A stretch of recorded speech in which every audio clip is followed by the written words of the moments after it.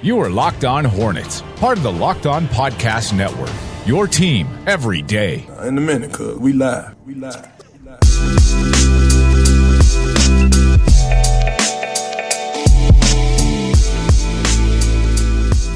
This is Locked On Hornets, your daily podcast on the Charlotte Hornets and the NBA. We are part of the Locked On Podcast Network, your team every day. Search your podcast app for Locked On to get podcast on the NBA, the NFL, and fantasy sports.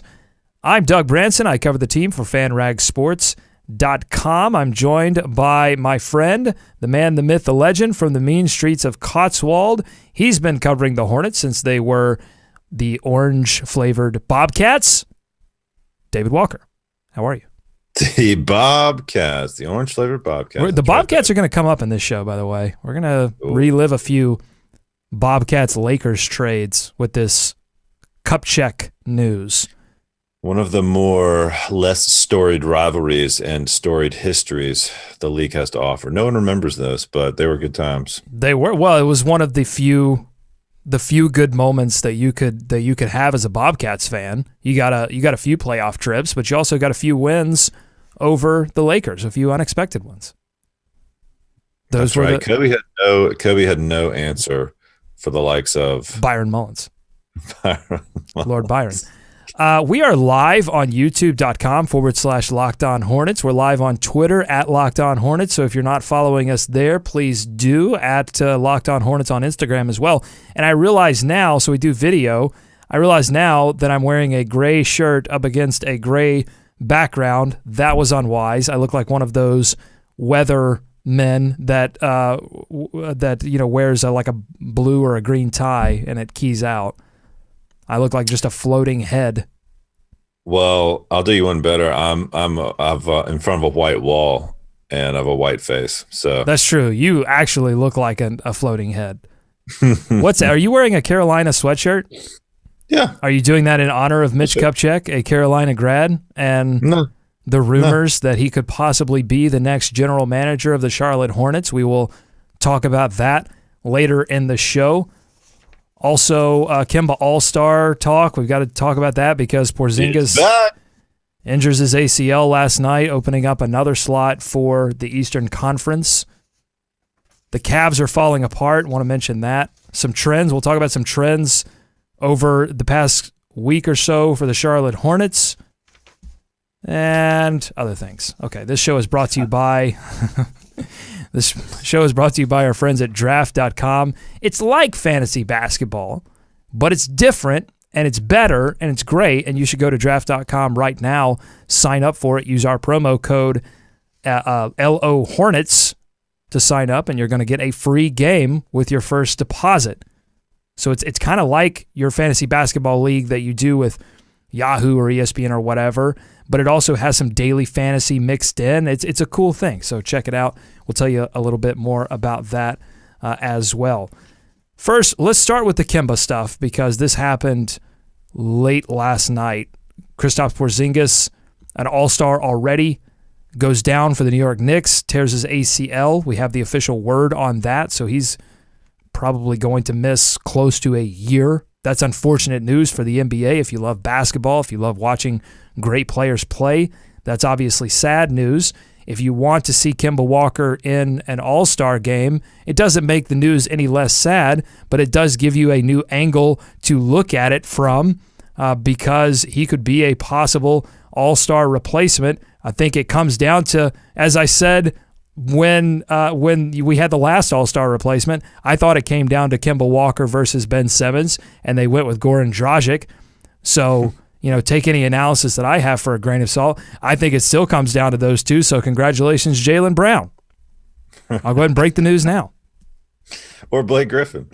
Why not? Yeah, this sucks for Porzingis, and that injury did not look good from the get-go. Kind of popped back on him or went out a weird angle. I mean, initial reports were okay that he was putting weight on it, but to go along with those reports, you can still put your weight on that when you have that blown ACL. So man, that sucks for Porzingis, dude. And like you said at the beginning of the year, the injuries are starting to become a theme. Right, and there's like an all-star curse now. All these all-stars going down. But here's the question, because we've talked to you about the stats. We've shown you, like, Kemba Walker by the statistics deserves to be an all-star, but so much of this seems to come down for the coaches and for Adam Silver, the people that are most responsible for making these. Really, it's Adam Silver's decision, but he's been deferential to the coach's decision.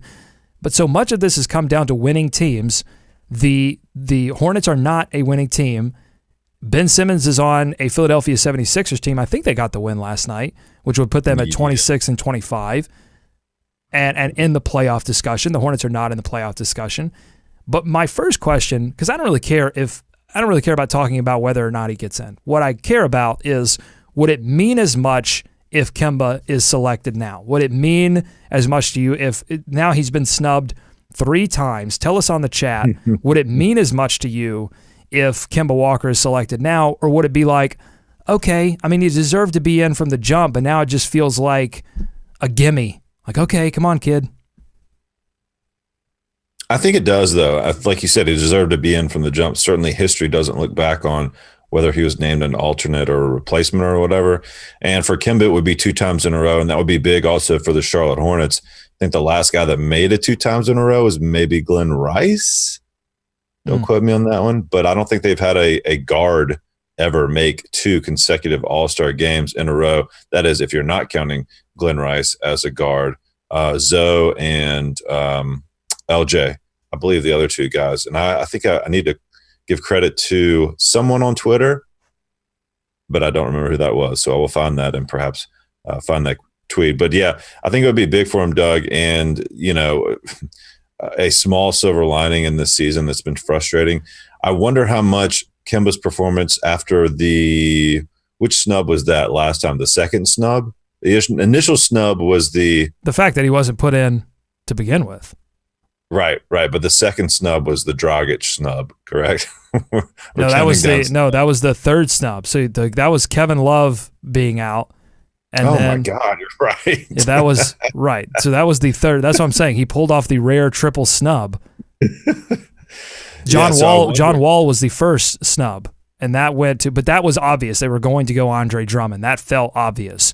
The third snub felt less than obvious. And if they go with Ben Simmons, I won't be surprised. That's my thing. They're going with winning teams. I will not be surprised if they end up going with Ben Simmons over Kemba Walker. It doesn't make it any more right. And as Keith on the chat here points out, if they do go with Kemba Walker, it all counts the same in the history books.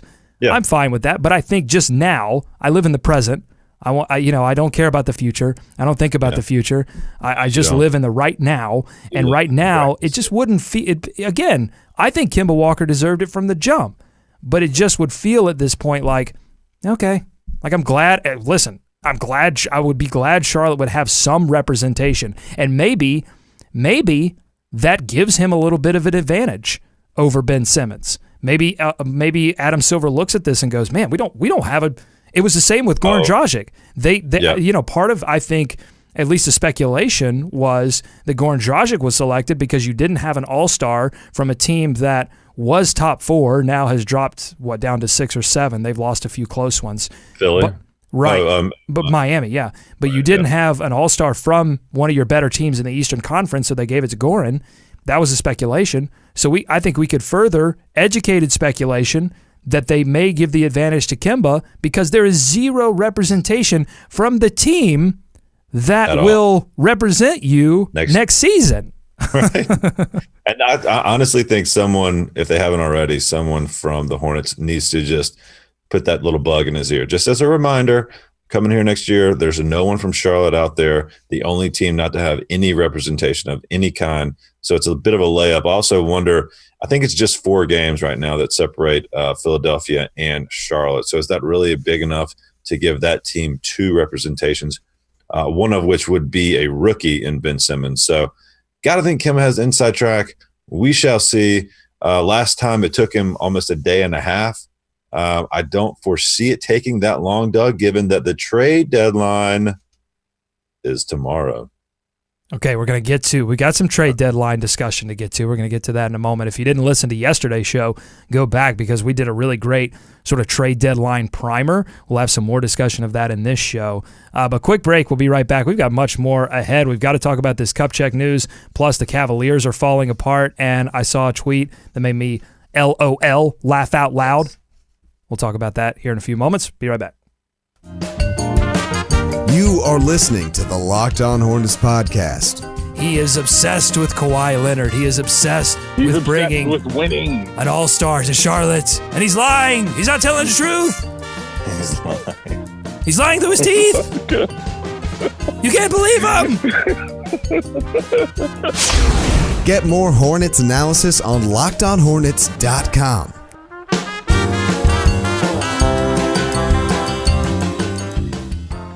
Amber on the chat saying perennial all-star Kemba. I like the sound of that. Yeah, again, it would count this, as Keith said, it would count the same in the record books. It might not feel great to everyone this season, but when we look back on it historically, it will be the same. Fantasy basketball fans, listen up. If you love fantasy basketball, then you have to try our new favorite app. We've had a great time with them as a sponsor, and we use their product. I use it every day. I play fantasy basketball on draft.com. I use their app on the App Store. Just search Draft. On Draft, you play real-life snake drafts with other people, just like in your season-long league. Here's how it works. It's a draft that lasts for just one night. There's no management. You just set it and you forget it. Once you're done drafting, that's it. No trades, no waiver wire. Draft even takes care of last-minute injuries for you. And drafts start every couple of minutes, so you can join one right this instant.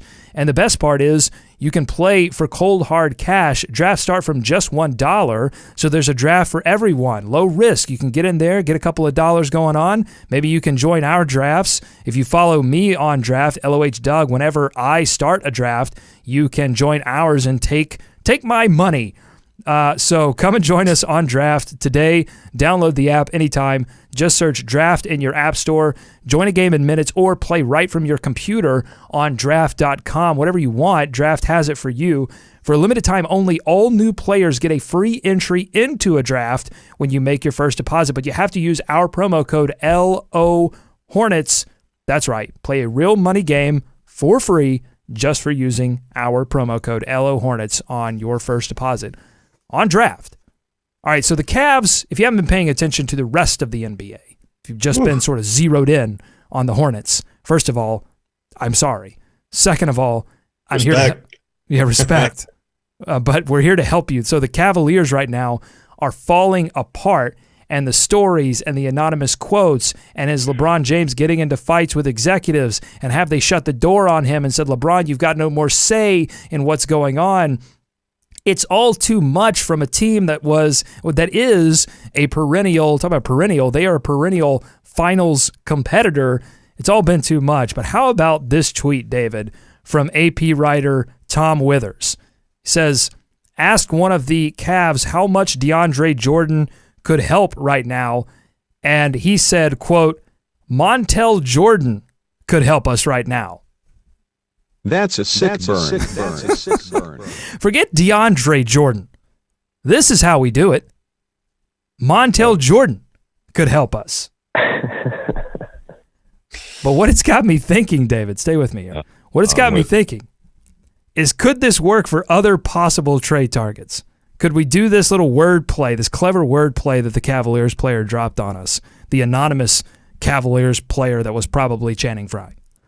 Can this work with other all-star or with other possible trade targets? Let's start with Kemba Walker. He's still been in Cavaliers Hornets trade rumors.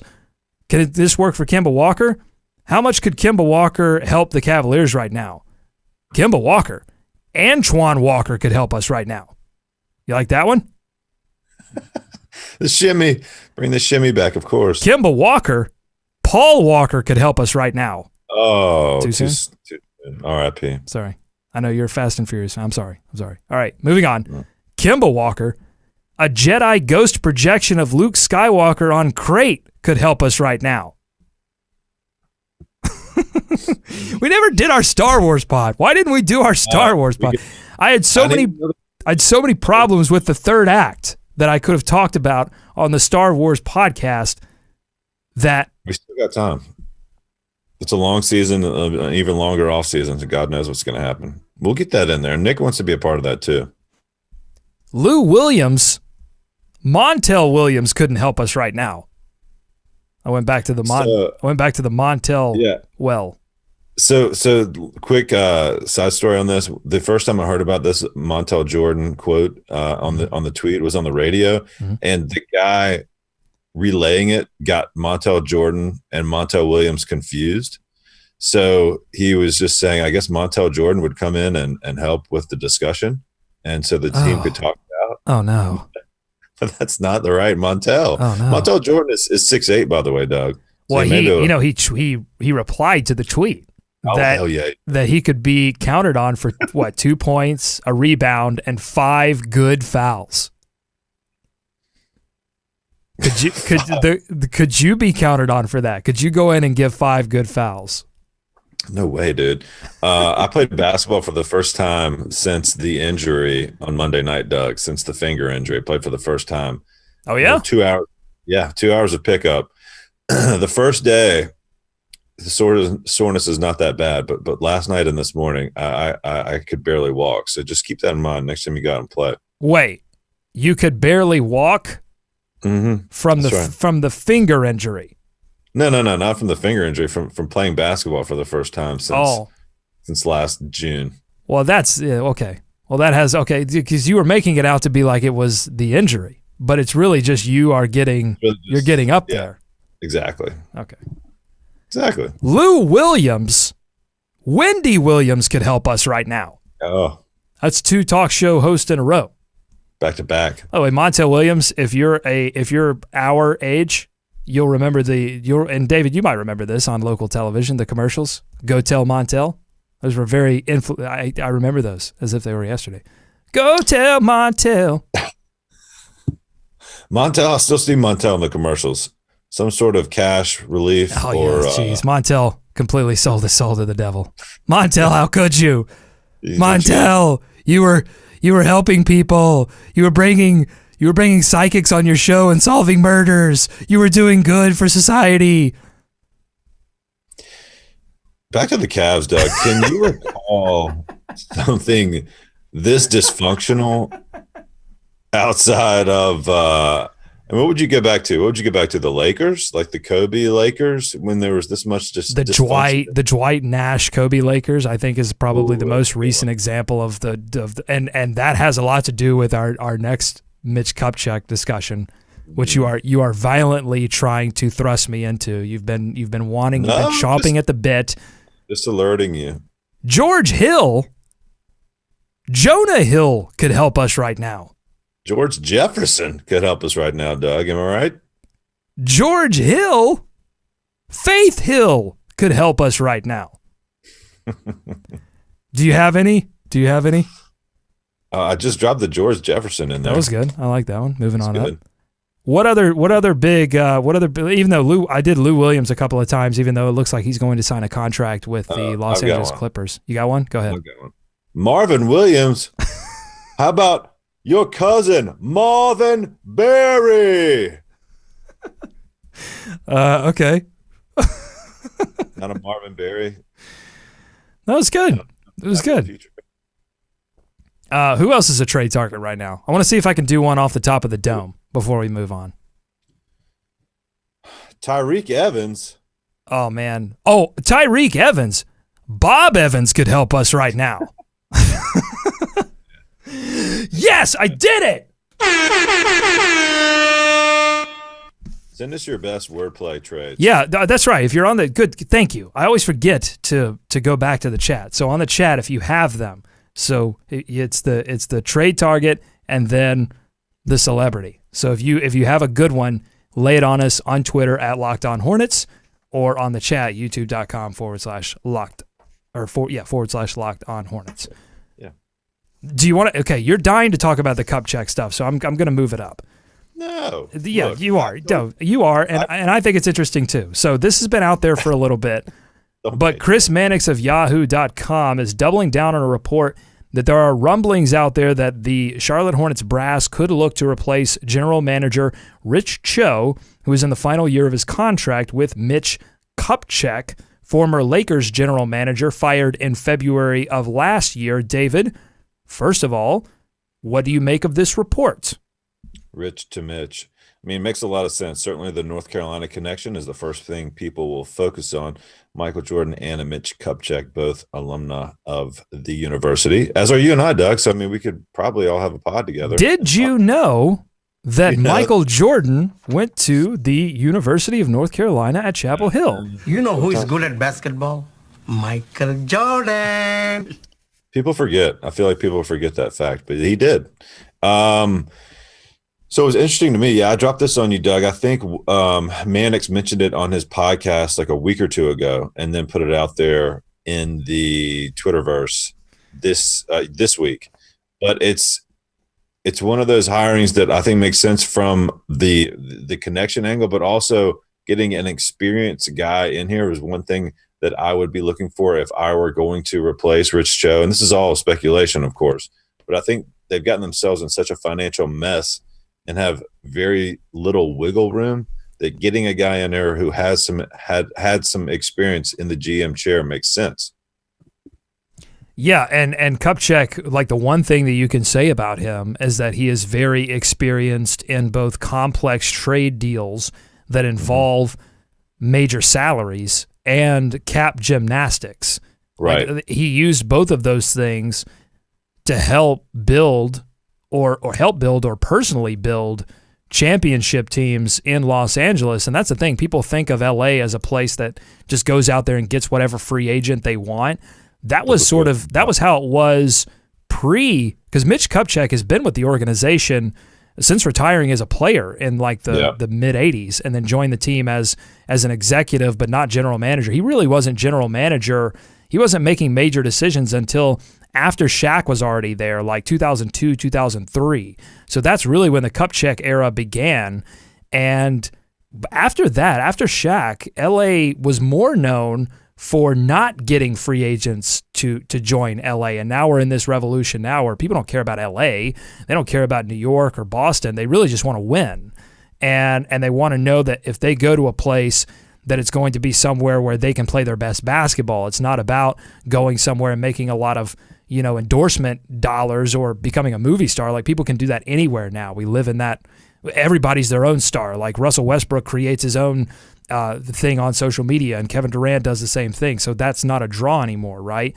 So Kupchak lived that era, and he did. I think he did a good job of putting together a championship team there in Los Angeles. Now, the popular criticism of Kupchak in the late stages of his time in Los Angeles was that he was essentially holding water for Lakers part owner and executive vice president Jim Buss, and both of those guys exited at the same time. Like, Magic and Jeanie got rid of them as a group because a lot of people viewed Kupchak as basically just, taking the decisions that Jim Buss wanted to instill after Jerry Buss died, and moving those decisions forward. That worries me a little bit because it makes you wonder if he would be able to be an independent voice within the Hornets front office when you have a guy in Michael Jordan who is a strong voice and has strong opinions on basketball matters. Now, I think that people overstate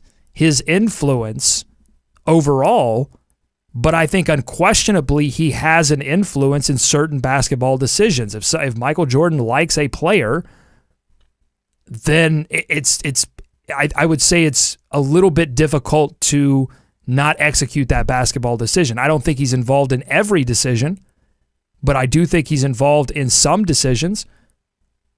And I think that would be something you would wonder about. Could Kupchak sort of go up against that and say, well, listen, my personal opinion is X, and I think we should do that and be strong on that? Could that happen? I don't know. Well, you also wonder if MJ would look at him any differently than he does Cho, and this is making a lot of assumptions, of course, but Mitch played in the league.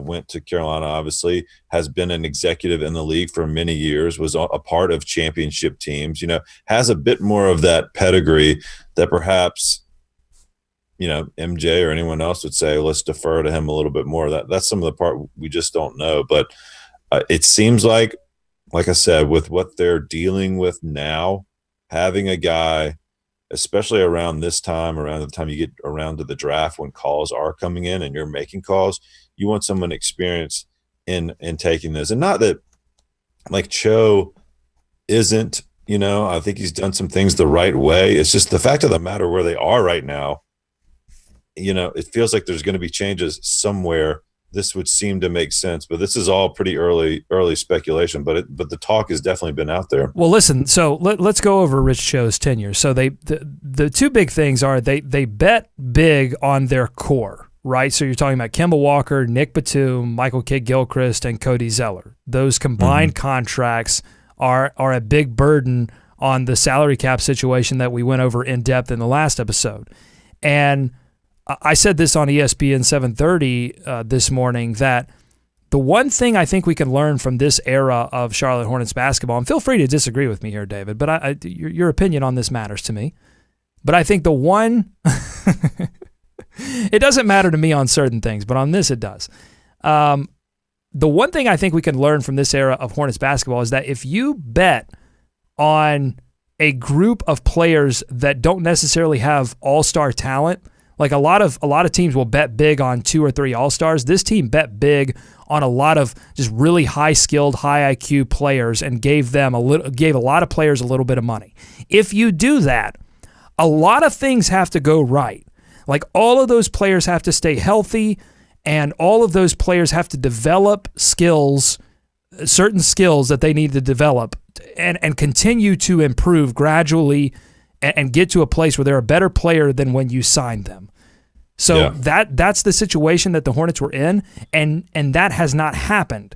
Like you've had significant injuries, you've had MKG not develop his 3-point shot, and all of that has culminated in this situation where the Hornets are not in a place personnel-wise where they can string together 3 or 4 wins in a row, and they're in cap hell.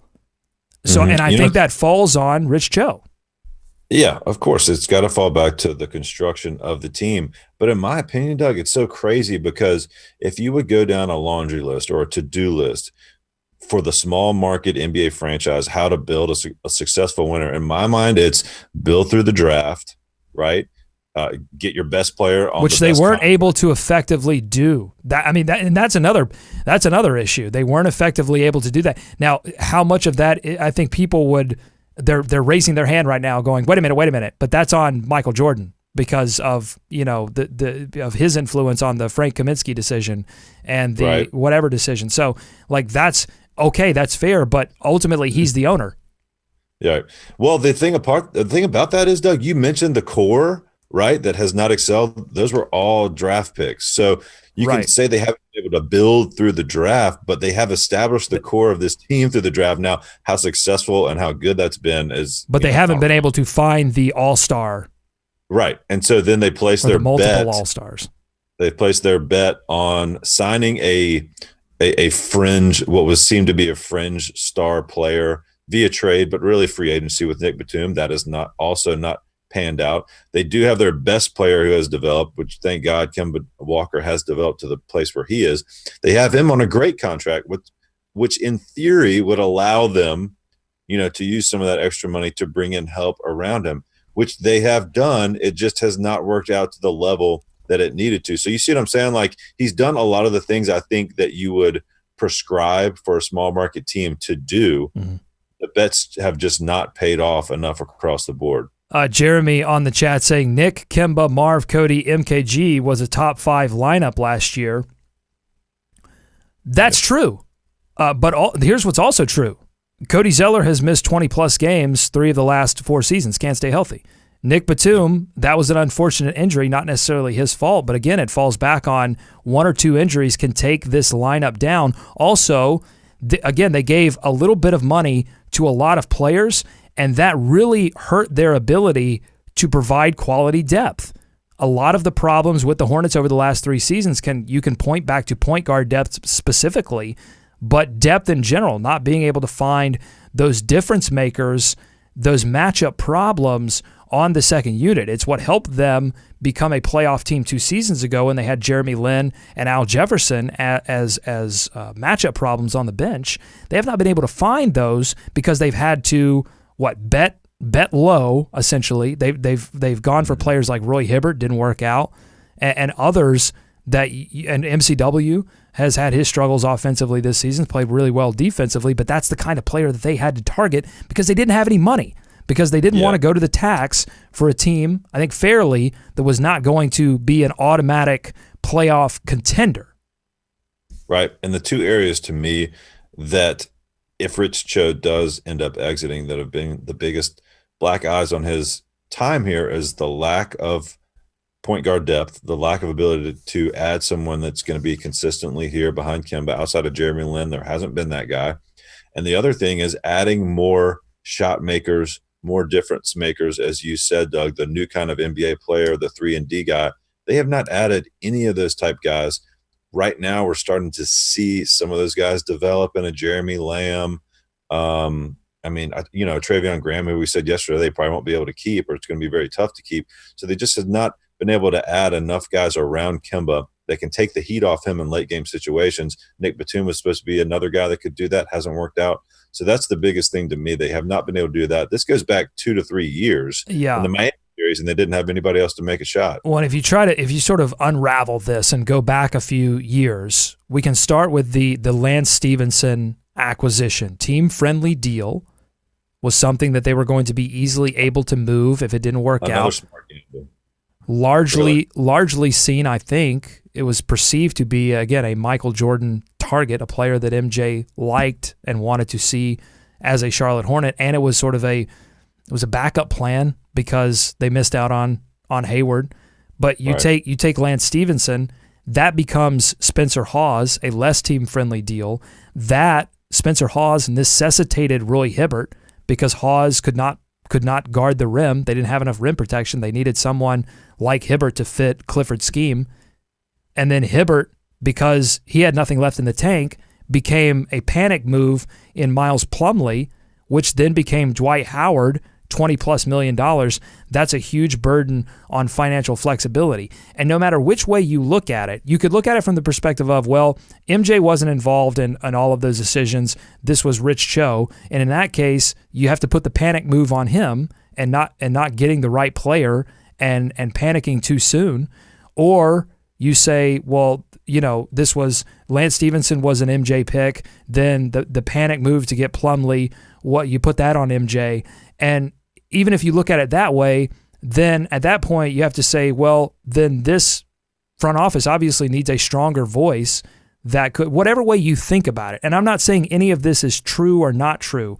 What I'm saying is that either way you think about it, the personnel decisions have snowballed to a point where they are now in salary cap hell.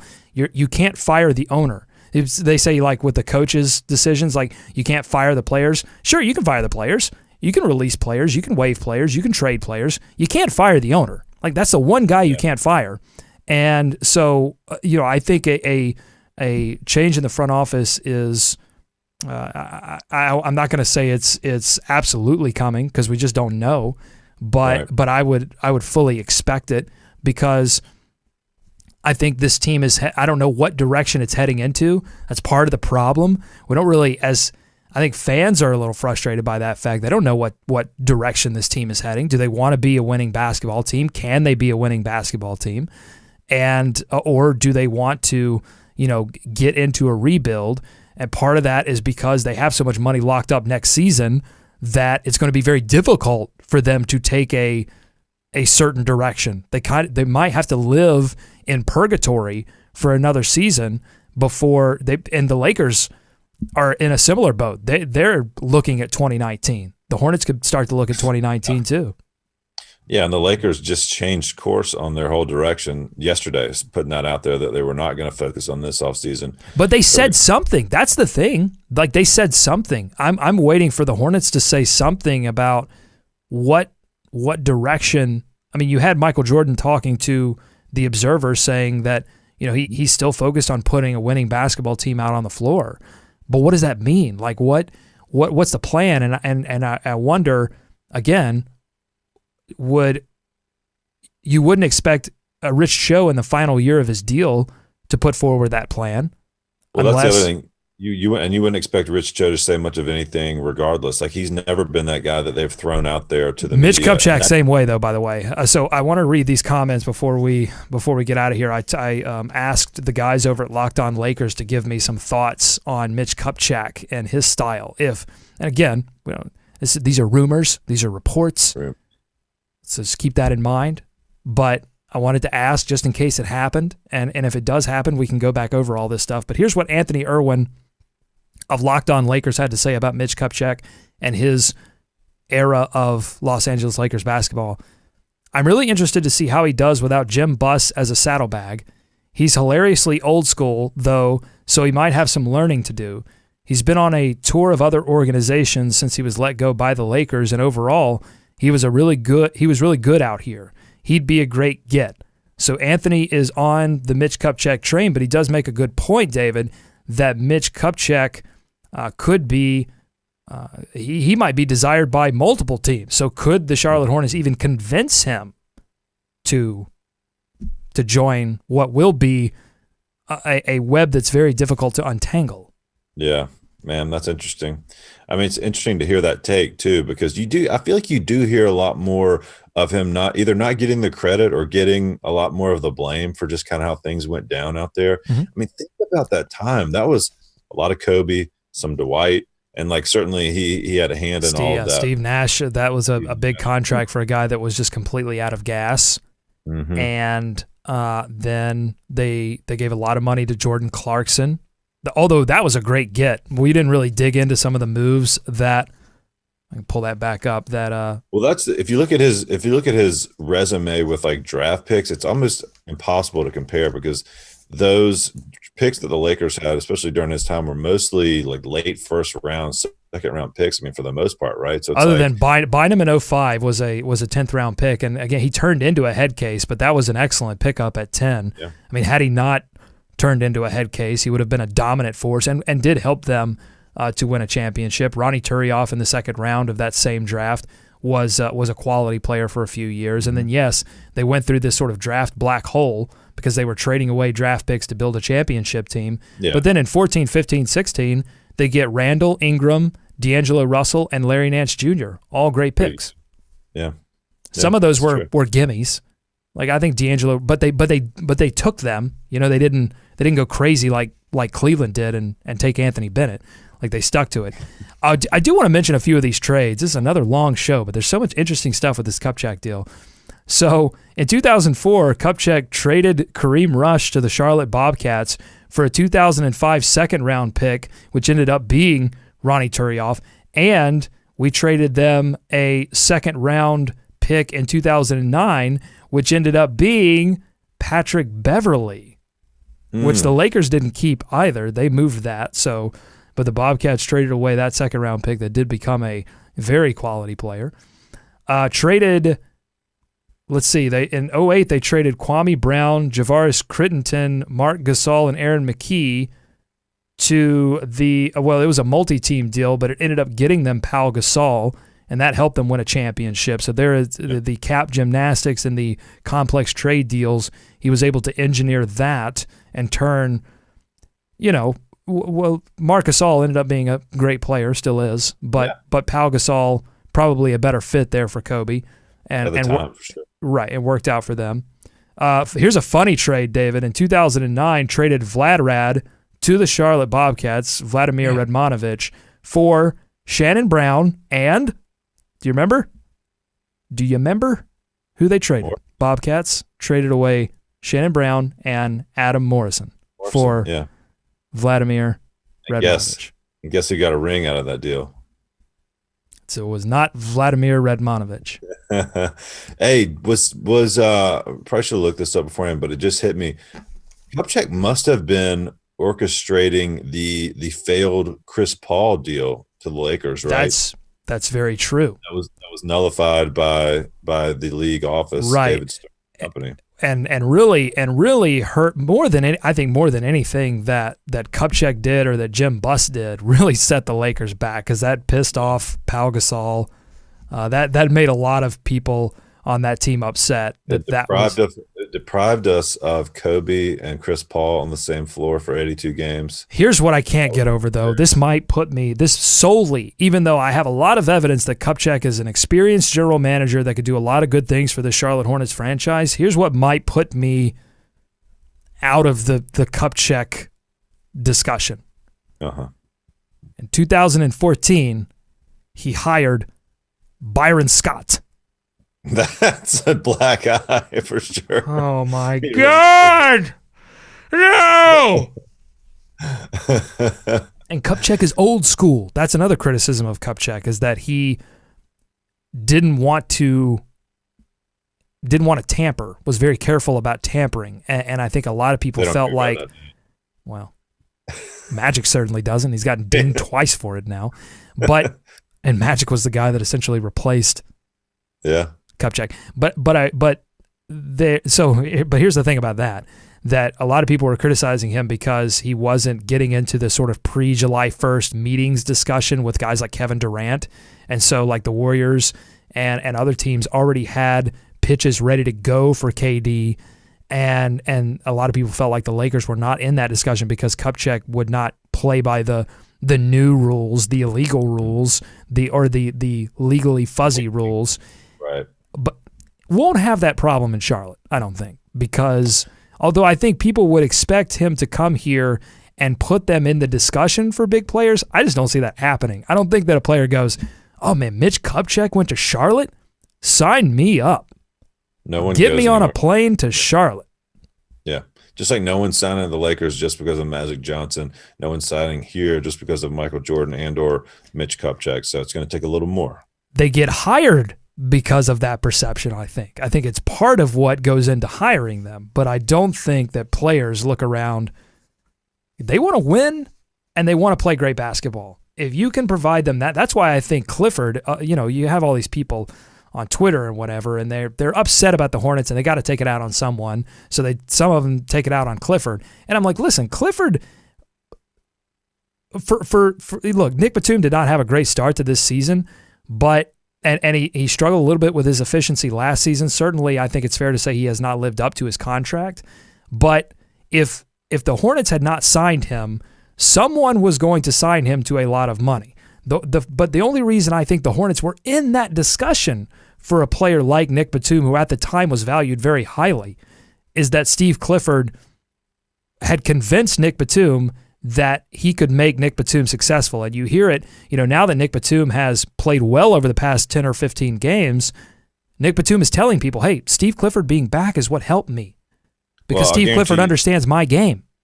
Yeah, and I'll guarantee you this too, all that Kemba talk of wanting to be here forever and not wanting to leave and wanting to stay here throughout. I don't think that's the same if Clifford is not here. I mean, there's a definite bond between those two guys. So, look, Clifford and his staff, I think, deserve some criticism for just the development or lack thereof of a lot of these players. Now, we may start to see more of that.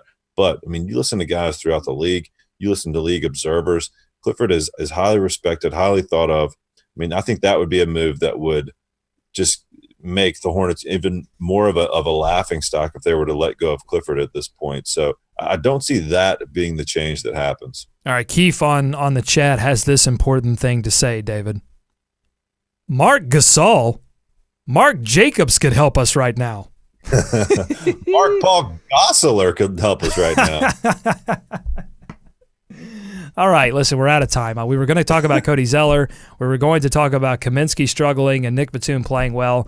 All of those things are important to talk about, and we will talk about them tomorrow. That's the benefit of a daily show, is that we're going to be back tomorrow. We can push some of this stuff to then, and we'll also preview the game coming up against the Portland Trailblazers.